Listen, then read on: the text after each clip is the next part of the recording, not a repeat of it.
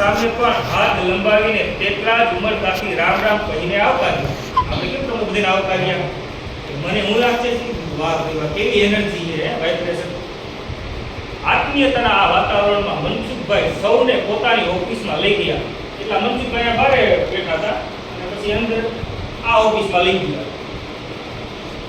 મનસુખભાઈએ આંખો પર ચશ્મા ચડાવ્યા હતા, જે તેમના વ્યક્તિત્વમાં એક ગંભીરતા અને અભ્યાસુ હોવાનો ભાવ ઉમેરતા હતા.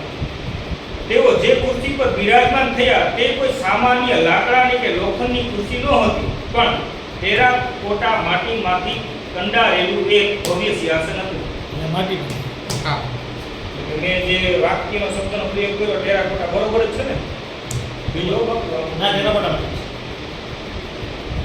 પણ તેની પરની જે ઝીણી કોતરણી અને માટીની કુદરતી રતાશ પડતો રંગ એ વાતની સાક્ષી પૂરતો હતો કે આ માણસે માટીને માત્ર આકાર નથી આપ્યો, પણ તેને ગૌરવ અપાવ્યું છે. એટલે હું બધા કોતરણી કામ તો બીજું હારું પહેરું કઈ રીતે છે બેઠા બેઠા આ લેખકનો ભાવ કીએ આ હું બધું ડિઝાઇન જોતો. આકાર માટીને માત્ર આકાર નથી અપાવ્યો, પણ તેને ગૌરવ અપાવ્યું છે. મનસુખભાઈની બરાબર સામે સામાજિક સમરસતાનો સંદેશ લઈને આવેલા મહિપાલસિંહ ઠાકુર અને અશ્વિનભાઈ સોરઠિયા બેઠા હતા. અને મહિપાલસિંહ ઠાકુર અને અશ્વિનભાઈ સોરઠિયા બેઠા હતા. ભગીરથ જે અત્યાર સુધી મનસુખભાઈ માટે એક અજાણ્યો યુવાન હતો, તે બાજુમાં રહેલા કલાત્મક માટીના સોફા પર ગોઠવાયો